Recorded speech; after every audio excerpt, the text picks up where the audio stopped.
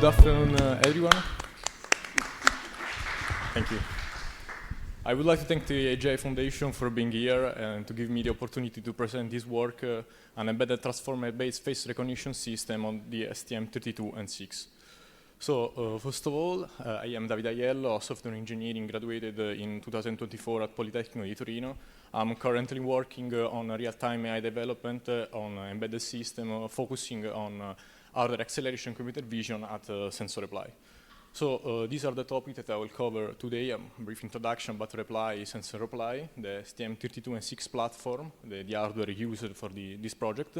We'll take a look at context and challenge, the system pipeline, model architecture, performances, and finally, the conclusion. So Reply is a digital consulting company with a global presence, especially in Italy, Germany, and USA. On the bottom part, we can see how Reply has grown since 2007 in terms of revenue and people. Here we have our competence area that cover every digital field, starting from digital humans, robotic, digital marketing, cybersecurity, and AI, our partners ecosystems, some of our customers. But as I said, I am from Sensor Reply, which is the Reply Group company specialized in the embedded AI solution.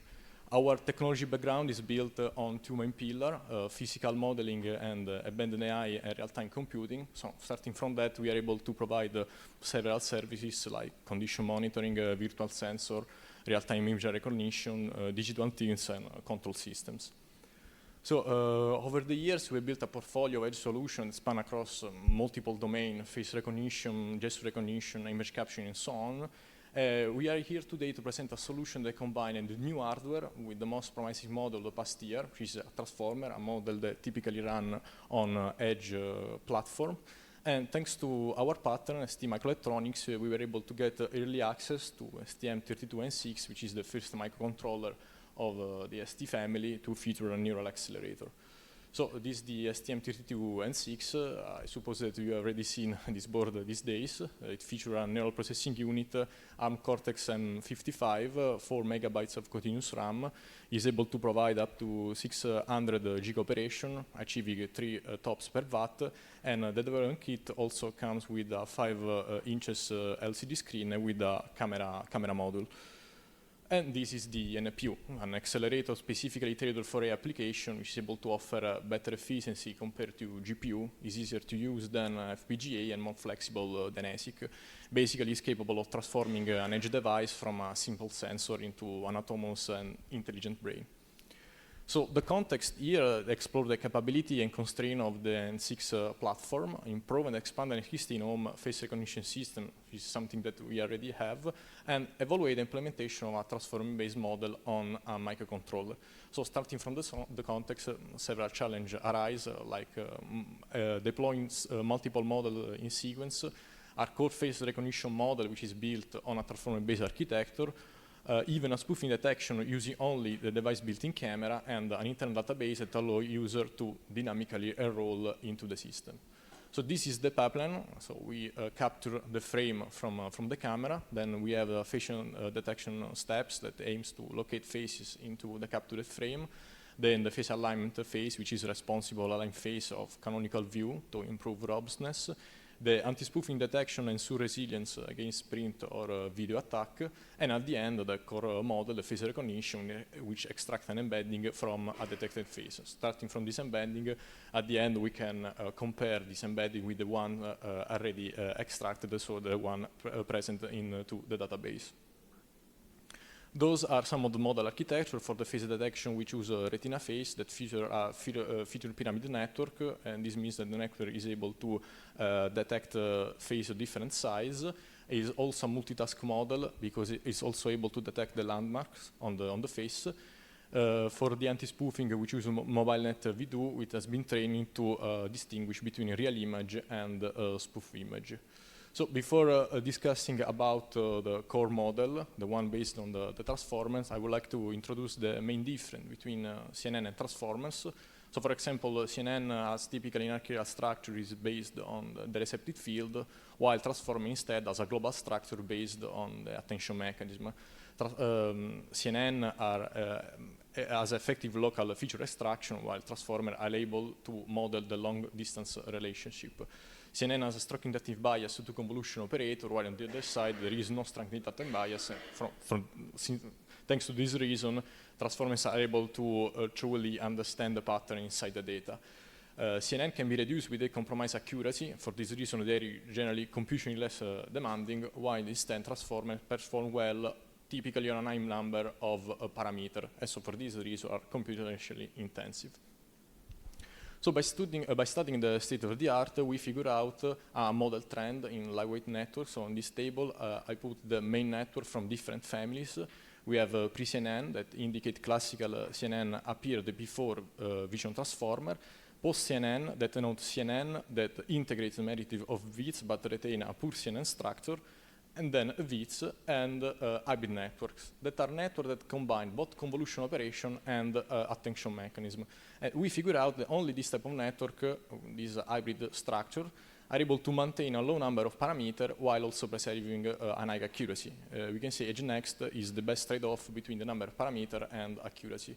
So we choose, for the last model, EdgeFace, which is the winner of the efficient face recognition competition in 2023, which is based on EdgeNext. And as we can see, it has an hierarchical structure divided in stages, like a classical convolutional neural network, a convolutional encoder, and a STDA encoder, which is based on the attention mechanism. As output, it provides us an embedding of 512 value.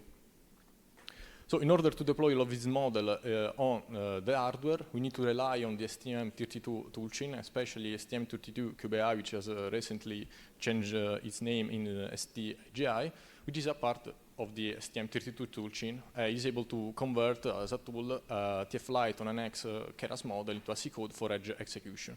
In this case, it was mandatory, given the presence of the NPU, but unfortunately, not all the DPU layers are supported, especially for the last model.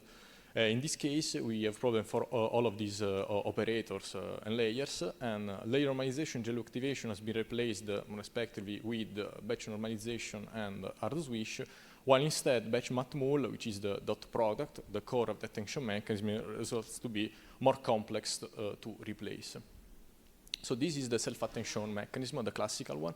We have the fully connected layer at the beginning. Then we obtain the matrices query, key, and values. We multiplied with the inner product the matrix Q and K, and then with the softmax we are able to obtain an attention map. Then is already multiplied with the matrix value. So here the goal is find a solution which is able to emulate this type of behavior without relying on the inner product. And actually, we are able to find that on the convolutional self-attention from the NVIDIA blog. As I said, this is designed to emulate the relational encoding process of self-attention, and as we can see, the inner product has been replaced with the ADMART product, which is basically an element-wise multiplication. Thanks to the convolution, it enables the modeling of both local and global features, relying, as I said, exclusively on convolution. It turns out also, according to the experiment conducted by the man from NVIDIA, to be faster and also more accurate than pure transformers architecture. We will see now in details what happens. So the structure starts with an initial modeling of local relationship within the image. So thanks to this that wise convolution, we obtain the matrix V.